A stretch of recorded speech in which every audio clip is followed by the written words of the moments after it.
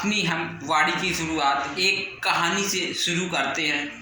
किसी गांव में दो व्यक्ति रहते थे। रामू और श्यामू नाम के दो भाई रहते थे। उन दोनों में से रामू ईमानदार था और श्यामू बेईमान था। श्यामू काफ़ी पैसे वाला था और रामू सरल स्वभाव का था और वो भोला टाइप का था। तो रामू अपने माता पिता की सेवा बहुत करता था और श्यामू अपने माता पिता की सेवा कभी नहीं करता था। तो एक दिन रामू और श्यामू माता पिता की दोनों की मृत्यु हो गई। जब उनकी दोनों की मृत्यु हो गई तो रामू अपने माता पिता की तेरहवीं किया और ब्राह्मणों को बुलाया, भोजन कराया। और श्यामू ये सब कुछ नहीं करता था। श्यामू रामू से जलता था और ये कार्य में कोई भी चीज़ में उसकी मदद नहीं करता था। जैसे कि रामू के माता पिता ही ना हो, वो माता पिता जैसे श्यामू के ही हो, इस तरह से वो अपने माता पिता का कोई सपोर्ट नहीं करता था और उनकी कोई सेवा नहीं करता था। रामू हर एक कार्य करता, तब भी उसे ये कभी नहीं महसूस होता कि मेरा भाई श्यामू कुछ नहीं करता है और जो कुछ करता हूँ मैं ही करता हूँ। फिर किसी दिन श्यामू अपने गांव में बोलने लगा कि मेरे सपने में मेरे माता पिता आए थे और माता पिता मेरे बोले कि मुझे स्वर्ग में खाना नहीं मिल रहा है और मुझे बनाने वाला खाना कोई नहीं है। जब कोई बनाने वाला नहीं है तो मैं भूखा पड़ा रहता हूँ। श्यामू के माता पिता बोलने लगे कि हम दोनों लोग भूखे पड़े रहते हैं और हमें कोई बनाने वाला नहीं मिलता है और खिलाने वाला कोई नहीं मिलता है। जब हम जमीन पे थे, जब हमारी डेथ नहीं हुई थी तो हमें रामू खाना बना करके देता था और यहाँ हमें खाना बना के देने वाला कोई नहीं है।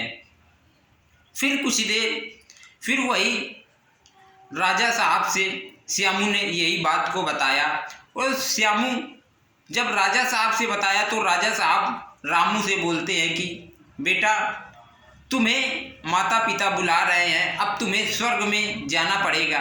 तो श्यामू स्वर्ग में जाने के लिए तैयार हो गया और उसने पूरी तैयारी बना लिया।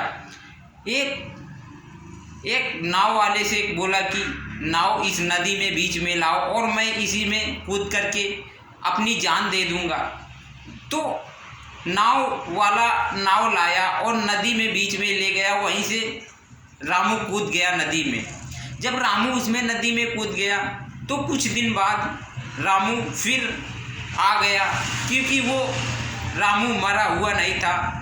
वो नाव वाले से पहले से ही बात किए था कि मैं इसमें कूदूंगा और कूद करके फिर इसी नाव में चढ़ जाऊंगा।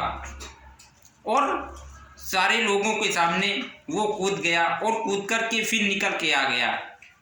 जब वो निकल के आ गया तो सारे लोग उसे सोचने लगे कि ये मर गया है, लेकिन वो निकल के आ गया था, वो जिंदा था। जब वो निकल के आ गया जिंदा था तो कुछ दिन, 1 महीने तक वो अपने गांव में नहीं दिखा।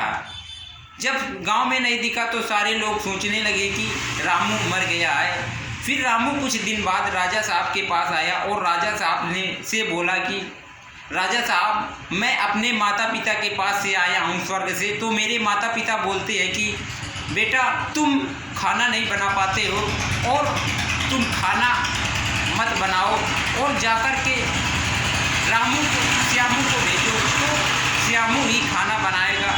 जब श्यामू खाना बनाएगा तो मेरा पेट अच्छी तरह से भरेगा, क्योंकि बेटा तुम खाना नहीं बना पाते हो। तो राजा साहब ने श्यामू से बताया कि तुम जाओ और जाकर के अपने माता पिता के पास वहाँ बना करके खाना अपने माता पिता को खिलाओ।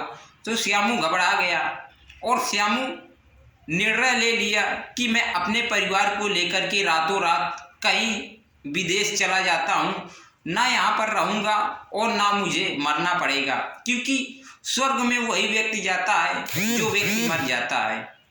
जब श्यामू ने ऐसी प्लान बनाई तो श्यामू जब जाने लगा तो राजा के कुछ सैनिक श्यामू को देख लिया और श्यामू को पकड़ लिया।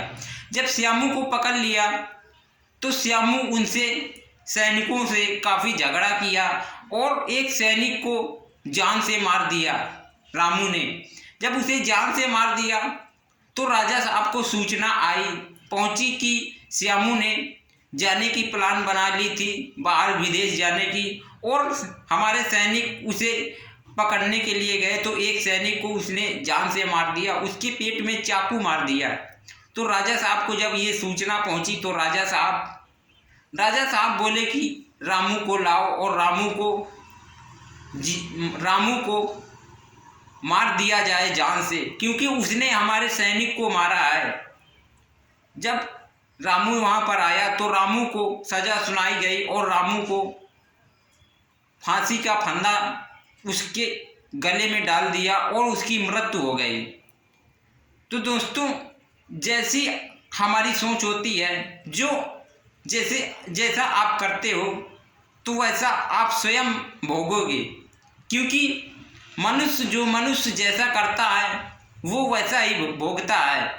श्यामू की नीयत शुरू से ही नहीं अच्छी थी, वो अपने माता पिता की सेवा शुरू से ही नहीं करता था, तो इसीलिए वो अपने माता पिता की सेवा फिर से नहीं करना चाहता था। और उसकी सोच भी अच्छी नहीं थी, उसकी गंदी सोच थी और उसने एक सैनिक को भी मार दिया था। इसी वजह से जिसकी जैसी सोच होती है उसको वैसा ही परिणाम मिलता है, उसे बाद में ऐसा ही रिजल्ट मिलता है। तो इसी तरह श्यामू की मृत्यु हो गई, और जब श्यामू की मृत्यु हो गई तो रामू अब अपने घर में उसे अपने भाई का भी हिस्सा मिल गया और वो अपने घर में मिलजुल करके रहने लगा प्यार से।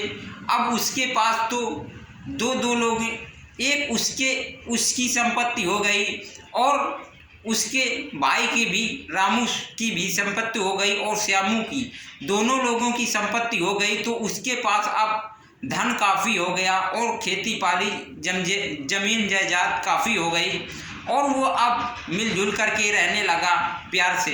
तो दोस्तों, जो कोई जैसा करता है उसको वैसा ही रिजल्ट मिलता है, जैसी हमारी सोच होती है वैसा ही हमें पिछले कर्म मिलते हैं। ठीक दोस्तों, हम आपको अगले वीडियो में भी मिलते हैं।